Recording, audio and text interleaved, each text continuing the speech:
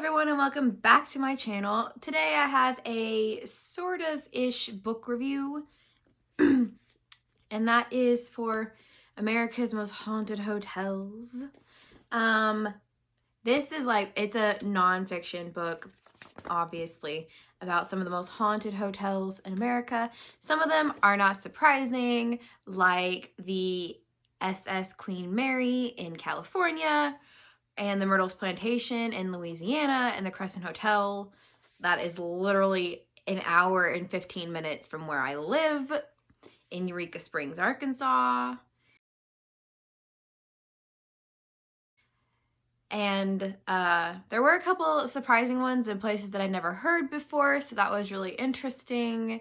And I just really love this. I don't really have much to say about it, but I wanted to tell you my experiences with the Crescent Hotel. I've been about 3 times, I believe, in my lifetime. Once when I was like 9 or 10, before I really understood a lot of things about haunted places and stuff like that. I've always been interested in weird things. But I went, at that time they had a black cat that lived on the property, in the hotel, and was cared for by staff and people who worked there and stayed there. And I loved it because I was like, oh, it's a haunted hotel and they got a black cat. This is just perfect.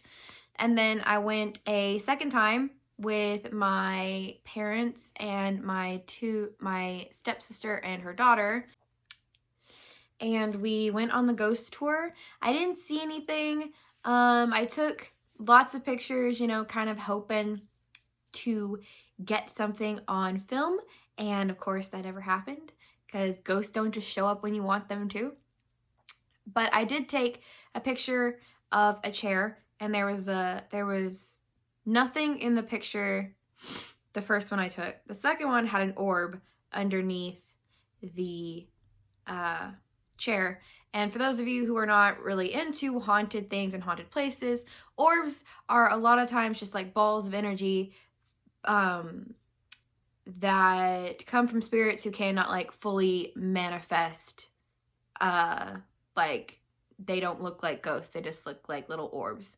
So there was an orb under the chair, and in my second photo, nothing happened. We didn't stay there. You could not pay me $1 million to stay in that hotel. I like haunted places and I like haunted things, but I draw the line at staying in a haunted hotel because some of the accounts in this book, especially pertaining to the Eureka Springs Crescent Hotel, hell nah. I am never going to stay in the hotel. There's this one spirit called Michael, who was a 17-year-old Irish stonemason when it was first being built, and he died during the construction from I think he had an accident or something. I don't remember the exact specifics, but he has been known to reach out of the mirror, and you just see arms reaching out of the mirror. People have woken up in pools of blood, and they've seen blood covering the walls, and no thank you.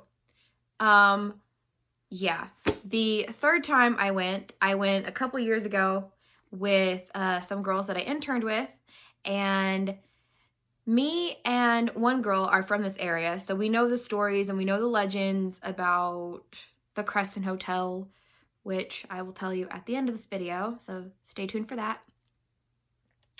And we went with this other girl who was from Ohio, so she didn't really know anything about this area, and she's like, hey, I've heard Eureka Springs is really fun. Do you guys want to go? And we were like, yeah, well, we're there. We got to go to the Crescent Hotel. It's the most haunted hotel in America, maybe even the world. Who knows?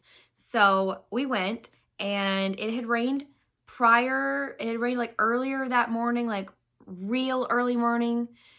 So some of the concrete and the pavement and the buildings around Eureka Springs were still wet, and it had also rained for a couple minutes earlier that afternoon before we went to the Crescent Hotel. And we went out onto the concrete balconies in the back. So it's you open the back doors and you can go out onto the balcony. So we walked up to, I think, the third I want to say it was the 3rd floor balcony. We didn't go all the way up because I was like, I've walked up too many goddamn stairs today. We're not walking up anywhere any higher. We're stopping here. So they were like, okay, that's fine. So where we were, we could look across and see the big Jesus statue. If you're from this area or you've visited this area, you know what I'm talking about. Because when you're over at the Jesus statue, you can look out across the valley and mountains and see the Crescent Hotel because it sits up on a big, huge hill. And so we were standing near the railing of the balcony, and Rachel, the girl who's from Ohio and not from here, stepped forward with us, and she felt like something grabbed her ankle. So she was kind of freaked out already. So she stepped back a couple feet, and me and Mallory, the other girl, we stayed up near the railing. And then Rachel felt something cold touch her neck. So she reached up to brush her neck because it had been raining earlier. So she thought maybe it was a raindrop that dropped on her neck. So she was going to wipe away the moisture. When she touched her neck, there was nothing there. So she's like, can we go? I want to go. Let's go. Okay. And me and Mallory were like, okay. And then it was only later that we figured out that she thought something had touched her and she was really freaked out and wanted to leave.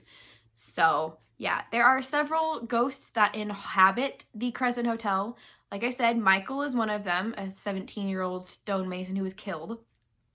A nurse who pushes a gurney through the Crescent Hotel because it used to be a hospital at one time, and by this really, really fucked up scientist. Like, he did like unnecessary experiments on people, and it's just, if you're interested, definitely go research. This guy was just, he was fucked in the head. So she's described as a residual haunting, which it's like she doesn't know she's dead or she's not really there. It's kind of like an echo of the past that's like on a time loop. Like, it just keeps, like, it's happened in the past and it keeps happening today, but they're like not consciously aware of the fact that they're dead or where they are or the people around them. They're just there. And then there is a former college student, because the Crescent Hotel used to be a women's college. I think after or before it was the hospital. I'm not quite sure of the sequence of events. It's very the history is very confusing, even for someone who grew up here. And there is a legend that she was either pushed or jumped off the 4th floor balcony. We were on the 3rd floor balcony. At least I'm pretty sure it was the 3rd floor. So we weren't on the 4th floor balcony.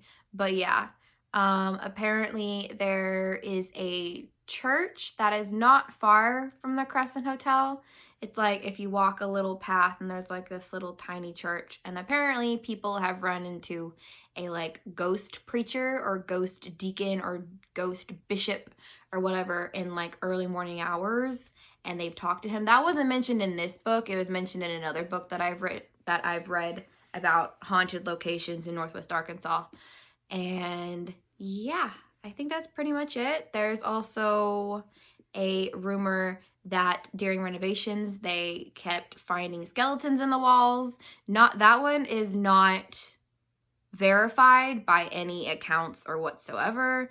Another creepy thing was the first time I went to the Crescent Hotel, they used to have a book full of ghost pictures. And then the next time I went, they were like, it disappeared. We don't have it. We don't know who took it. We don't know if the ghost took it or whatever. We don't have that. We don't have evidence anymore. Like, we don't have the pictures anymore. They're gone. So I thought that was kind of creepy. But yeah, I also finished Haunted Graveyards of the Ozarks. Again, I'm not going to tell you about this one because it's just a bunch of cemeteries and stuff. And like, hello, it's a cemetery. Of course it's going to be friggin' haunted. But yeah, that's all I have for you guys today. And I will see you guys later. Bye!